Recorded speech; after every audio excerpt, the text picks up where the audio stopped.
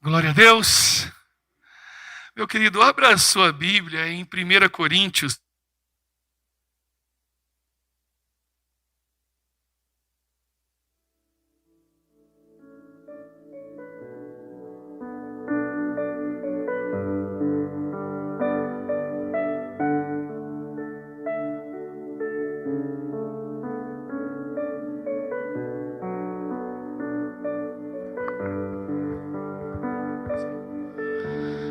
Primeira Coríntios, capítulo 15.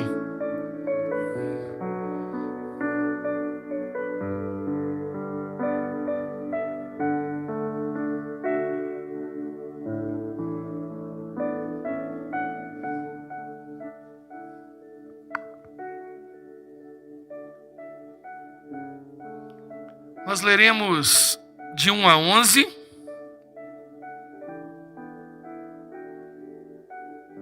Depois nós vamos para 20 a 22, depois o final. 1 Coríntios, capítulo é o capítulo 15.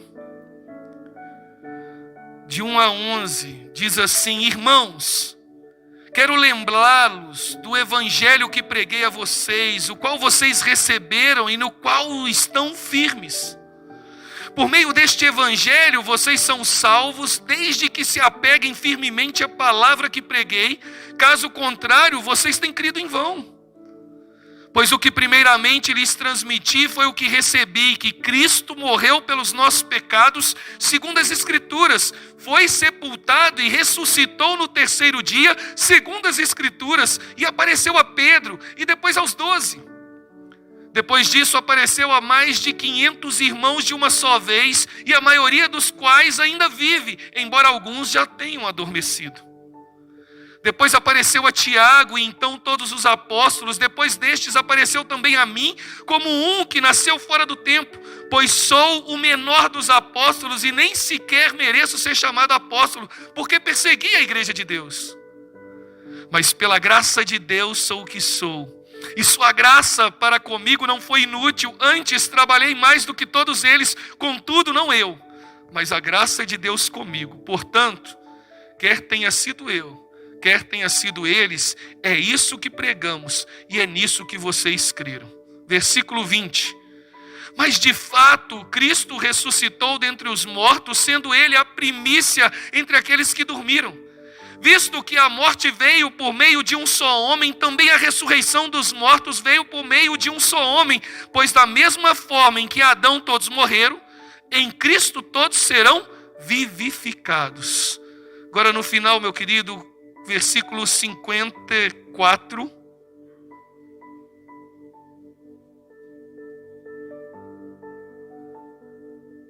A partir do 51, eis que eu digo um mistério. Nem todos dormiremos, mas todos seremos transformados num momento, num abrir e fechar de olhos, ao som da última trombeta, pois a trombeta soará, os mortos ressuscitarão incorruptíveis e nós seremos transformados. Pois é necessário que aquilo que é corruptível se revista da incorruptibilidade, e aquilo que é mortal se revista da imortalidade.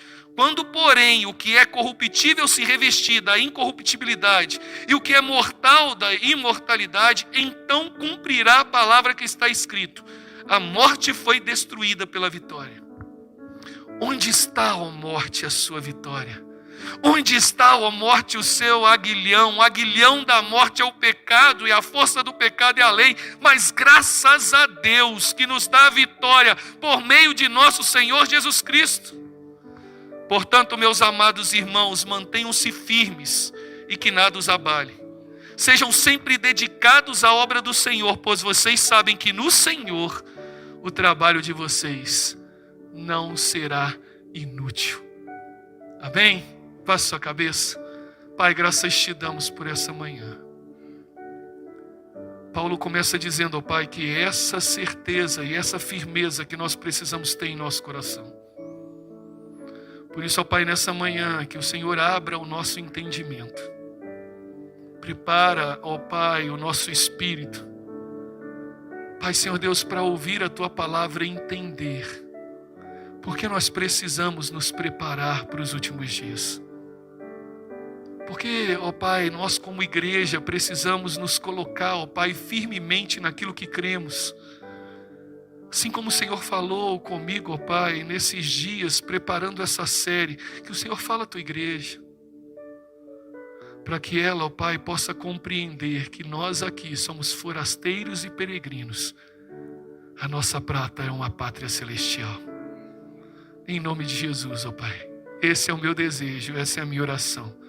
Em nome de Jesus. Amém. Podem sentar, meus queridos. Nessa manhã eu começo uma nova série, se preparando para os últimos dias. É interessante, meus queridos, que quando nós falamos sobre isso, e principalmente quando acontecem algumas fatalidades, algumas situações que nós ultimamente temos visto corriqueiramente depois da pandemia, porque enquanto nós estávamos na pandemia, nós víamos isso corriqueiramente acontecer, pessoas vindo a falecer sem nenhum motivo. Mas isso sempre existiu, e aqui Paulo, a igreja de Corinto está falando, olha, a firmeza e a esperança tem que ser em Cristo Jesus. A firmeza e a esperança tem que ser naquele que pagou um alto preço para que você tivesse essa esperança. Por isso que para nós, cristãos, não existe a esperança, é a última que morre. A nossa esperança não morreu. A nossa esperança viva está sentada à destra do Pai, esperando o toar da trombeta para Ele vir buscar a sua igreja. Essa é a nossa esperança. Por isso que nós temos que estar sempre preparados, porque os dias estão se abreviando. E olha, Cristo vai voltar. Quer você queira, quer você não.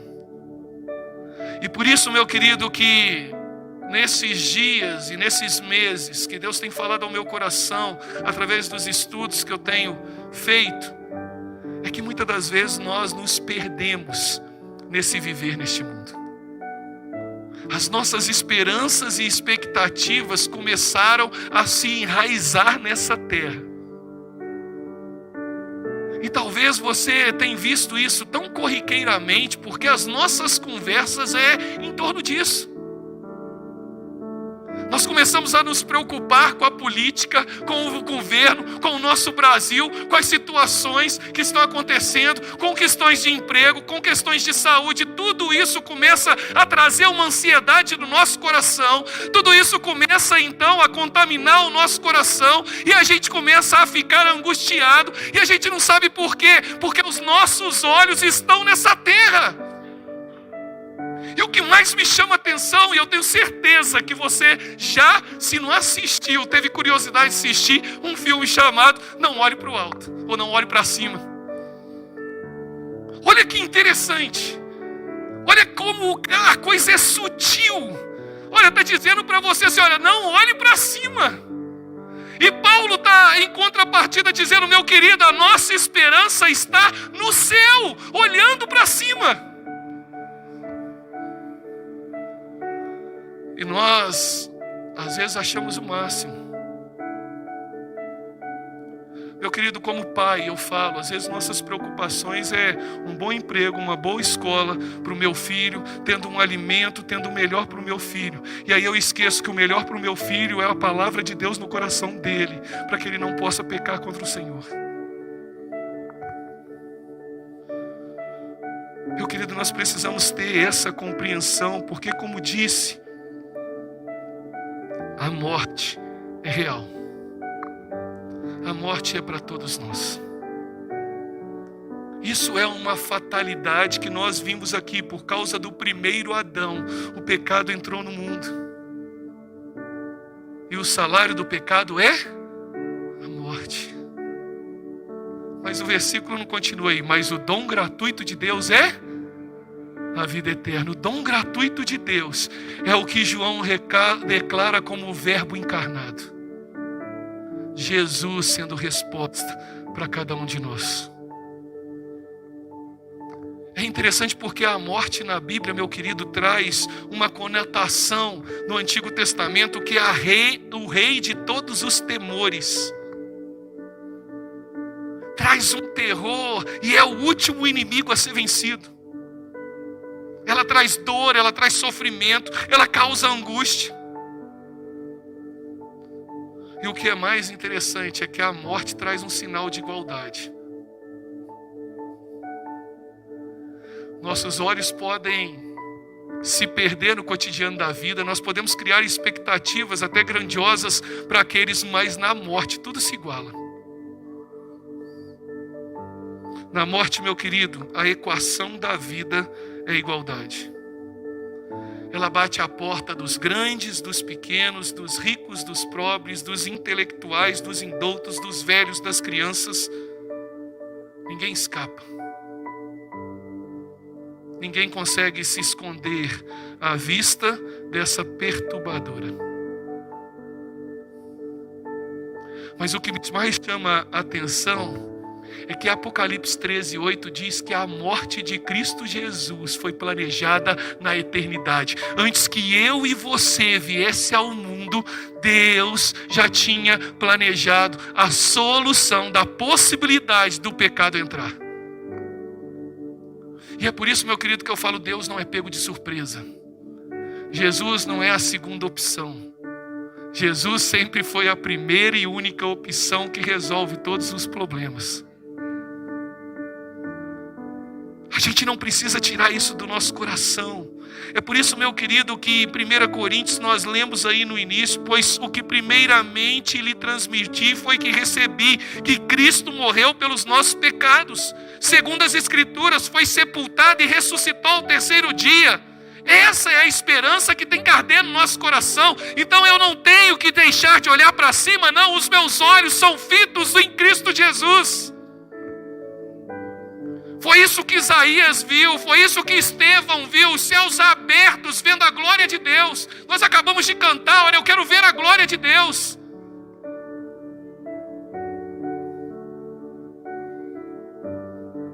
Paulo não recuou diante da morte, nem ficou surpreendido quando foi sentenciado. Da mesma maneira, Jesus aí não foi pego de surpresa. Jesus não morreu porque Judas o traiu por ganância. Não foi porque o Sinédrio e os seus grandes homens do Sinédrio blasfemaram ou disseram que Jesus blasfemou contra Deus e conspirou com César. Jesus não morreu porque os discípulos o abandonaram. Jesus não morreu porque Pilatos covardemente o condenou lavando as suas mãos. Jesus morreu porque o Pai o entregou por amor. Ele morreu porque a si mesmo se deu voluntariamente por mim e por você.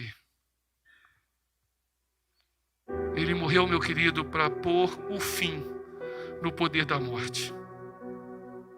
Ele morreu para que eu e você tivéssemos esperança da vida eterna. Por isso que Paulo coloca no final desse capítulo que nós lemos: onde está, ó morte, a tua vitória? Onde está, ó morte, o teu aguilhão? Tragada foi a morte pela vitória, graças a Deus, que nos dá a vitória em Cristo Jesus. Meu querido, essa grande notícia ecoou em todos os umbrais do inferno. Jesus entrou nas entranhas da morte, arrancou seu aguilhão, matou e triunfou sobre ela. Se a morte é o rei dos temores, Jesus é o rei dos reis. Ele mesmo declara que ele é a ressurreição e ele é a vida.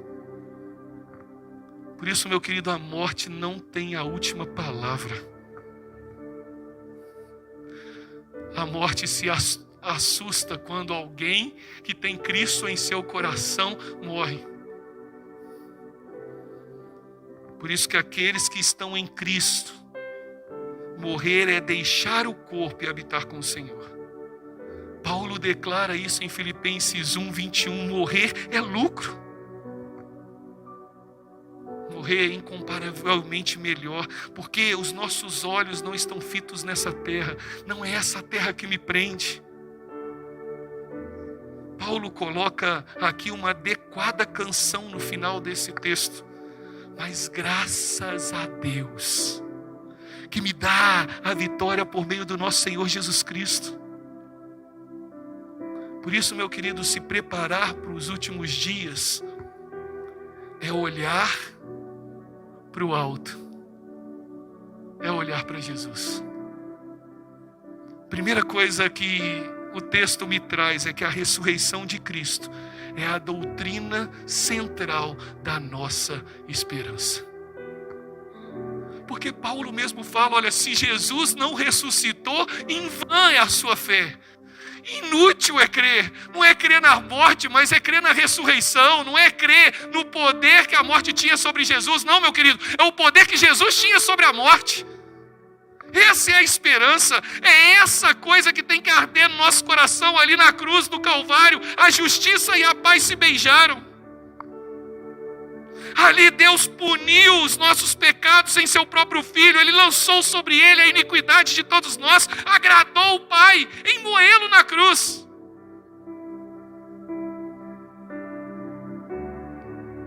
Porque Deus estava olhando para mim e para você. O cálice amargo da ira de Deus, que ia ser derramado sobre nós, foi dado a Jesus. Ele morreu em nosso favor. Ele morreu em nosso lugar, como fiador e representante. É duro ver essa demonstração da justiça de Deus, mas por outro lado, é maravilhoso ver que a morte de Jesus foi a maior demonstração do amor de Deus por nós. Na Conferência das Mulheres, uma frase que o pastor Noel falou, que é importante a gente não tirar do nosso coração, meu querido. Olha, a morte de Jesus é a maior demonstração do amor de Deus para nós. Não há nada que você faça que vai fazer Deus te amar menos. E não há nada que você faça que vai fazer Deus te amar mais. Porque o amor não é uma atitude de Deus. Amor é uma essência divina. Deus é amor. Deus nos amou quando nós éramos ímpios, fracos, pecadores e inimigos. Ele nos amou não porque merecíamos o seu amor, mas exatamente o contrário, quando éramos objetos da sua ira. Ele não nos amou por causa dos nossos méritos, mas foi apesar dos nossos deméritos. Deus poderia ter escrito o seu amor nas nuvens como chamas de fogo, mas Ele decidiu escrever com o sangue derramado na cruz. Ele, por amor, entregou o seu Filho a nós. Por isso, meu querido, nós não seguimos uma cruz cheia. Nós seguimos uma cruz vazia. Porque, meu querido, a cruz não reteu o túmulo, mas Cristo abriu o túmulo, abrindo então, ó Pai, a oportunidade que o texto diz, olha, nós seremos com Ele sepultados, mas com Ele seremos ressuscitados. Vencendo a morte, Ele se tornou a ressurreição e a vida. Jesus então é a primícia de todos aqueles que dormem, é a pedra angular do cristianismo, é a doutrina do nosso cristianismo, é o selo e garantia do nosso futuro. O túmulo vazio é o berço da fé cristã, é o berço da igreja. Nós não adoramos um Cristo que esteve vivo e está morto, mas nós adoramos um Cristo que morreu, mas que está vivo pelos séculos dos séculos. Essa é a chave da nossa esperança. Esse é o desejo que Deus quer, que a gente se prepare para a eternidade olhando para Cristo Jesus. Porque, meu querido, a ressurreição de Cristo Jesus é a garantia de que Deus nos aceita. Ele morreu pelos nossos pecados, Ele ressuscitou para a nossa justificação. A morte de Cristo nos trouxe vida, por sua morte somos justificados. Meu querido, porque Jesus morreu por nós, nós temos paz com Deus. Nós temos acesso à graça de Deus, não só em relação ao presente, porque temos a oportunidade de estar na presença dEle sem nenhuma resistência, mas também pela glória do futuro. Sabemos para onde vamos. Jesus não só morreu para possibilitar a nossa salvação, Ele morreu para efetivá-la. Nós somos salvos. E não há nada que possamos fazer. Nem se o diabo quisesse, ele pode te tomar da mão dele. Porque o próprio Jesus diz: aquele que o Pai me der, ninguém tira da minha mão. Essa é a confirmação de fé. Essa é a segunda afirmação que Paulo traz nesse texto aqui. Nada nem ninguém pode nos arrancar de seus braços, nem nos separar do amor de Deus. É isso que Paulo declara em Romanos 8, 38 e 39. Porque estou certo que nem a morte, nem a vida, nem os anjos, nem os principados, nem as potestades, nem o presente, nem o porvir, nem a altura, nem profundidade, nem alguma outra criatura me pode separar do amor de Deus que está em Cristo Jesus. Temos em Jesus Cristo a segurança da redenção. A morte de Jesus, meu querido, o Cristo de Deus nos trouxe vida eterna. E a sua ressurreição nos trouxe justificação. E a terceira e última coisa que o texto nos mostra é que a ressurreição de Cristo nos prova que a morte não tem mais a última palavra. O aguilhão da morte foi tirado. Cessou o poder da morte, a morte foi vencida. A morte que hoje arrancava lágrimas dos nossos olhos já foi vencida por Jesus. Não haverá mais morte. Meu querido, a ressurreição de Cristo destrona a tirania da morte, destrói o seu terror e vence o seu domínio. Sua ressurreição abre o caminho para nós. E é interessante que os próprios homens de Deus no passado diziam, Davi declarou isso no Salmo 23. Ainda que eu ande pelo vale da sombra da morte, não temerei mal algum, porque tu estás comigo. A confirmação de fé de Davi mostra aquilo que Cristo fez por nós. A morte está destruída, a vitória é completa. Fazendo uma menção do que John Wesley declara com esse texto, ele diz: a vida triunfou sobre a morte. A morte está morta, tragada, engolida, deverada foi a morte pela vitória. A morte foi absolvida, afogada, aniquilada, destruída, esmagada pela vitória, porque Cristo levantou o estandarte. Ele abriu o caminho para mim e para você. Se queremos nos preparar, é só olhar para Cristo Jesus. Se nós queremos nos preparar, é que nós precisamos olhar para essa ressurreição de Cristo, que mostra que a vida não é um simples viver e que a morte não é um simples morrer. Há um propósito para aquilo que Cristo fez. Há um propósito para Ele pagar um preço por mim e por você. Há um propósito de vida para cada um de nós. Esse é o mistério da vida, que ainda não é desvendado plenamente. Esse também é um mistério sobre a morte, que essa complexa situação ainda não foi desvendada também. Por isso que nós precisamos olhar para Cristo Jesus, porque Ele estabelece que mesmo não desvendando tudo, Ele traz a certeza no final. Com Ele não há morte, com Ele há vida. E por causa disso, por causa da ressurreição de Jesus, 3 coisas eu posso afirmar: nós teremos um corpo incorruptível. Até às vezes eu brinco, aquele que tem pouco cabelo, talvez tenha uma cabeleira bonita. É outro corpo. E é incorruptível, então as dores que nós sentimos nesse mundo não sentiremos mais. O corpo da ressurreição não ficará cansado, não ficará doente, não sofrerá os esbarros dos anos, nem envelhecerá. Além de ser incorruptível, também será glorioso.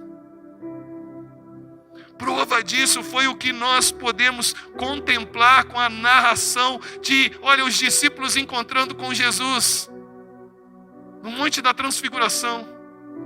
Quando Moisés pediu: Deus, eu quero ver a tua glória, Deus, eu preciso ver a tua glória. Deus fala para ele: meu filho, você vê a minha glória, você vai morrer, porque esse corpo seu não consegue ir ver a glória plena de Deus. Por isso que o nosso corpo, além de ser incorruptível, será glorioso, porque nós estaremos face a face com o Senhor.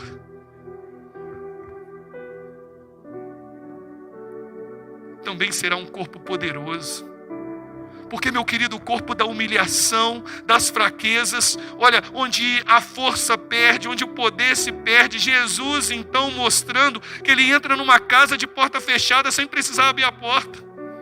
Ele sai da Judeia para Galiléia encontrar com os discípulos. Ele, olha, foi assunto aos céus nas nuvens. Esse corpo terá um poder sobrenatural, porque será um corpo espiritual. Não será mais o corpo da humilhação,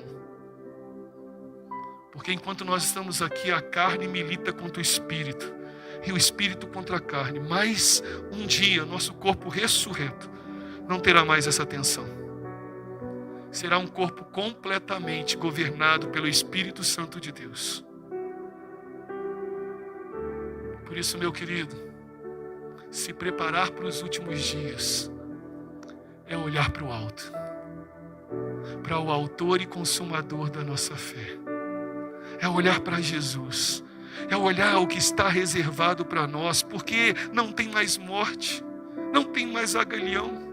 A vitória foi declarada, ressuscitamos com Ele, com eles estamos assentados nas regiões celestiais, acima de todo principado e potestade. Fomos salvos pela graça, mediante a fé, para as boas obras. Lutero faz uma oração declarando: ó bendita esperança, ó gloriosa certeza, ó Salvador de digna honra e glória, só Tu tens todo o poder. E é por isso que eu me rendo a você. Meu querido, se prepare para os últimos dias, tirando os olhos dessa terra e olhando para o autor e consumador da vossa fé. Olhe para Jesus. Foque nas coisas eternas, nas coisas incorruptíveis, nas coisas que o texto diz que, olha, não há ladrão que possa roubar. Não há morte que possa determinar o fim. Se preparar para os últimos dias é trazer a firmeza da fé e convicção dos nossos corações que nós não estamos aqui por acaso. E nós também não vamos ficar aqui por acaso. O objetivo é a nossa caminhada, é manifestar a glória de Deus, é levar aqueles que ainda não têm essa compreensão, que continuam olhando para baixo, possam contemplar a beleza da glória de Deus. Esse é o desejo de Deus para a sua igreja. Esse é o meu desejo para você nessa manhã. O pecado nos levou à morte, mas Cristo, por amor a nós, ressuscitou-nos para a justificação eterna. Que isso não saia mais do seu coração. Que isso te faça todos os dias levantar e te preparar para a volta dele. Porque ele vai voltar para buscar a sua igreja. E eu espero que em nome de Jesus você faça parte dessa igreja celestial. Essa é a minha oração nessa manhã.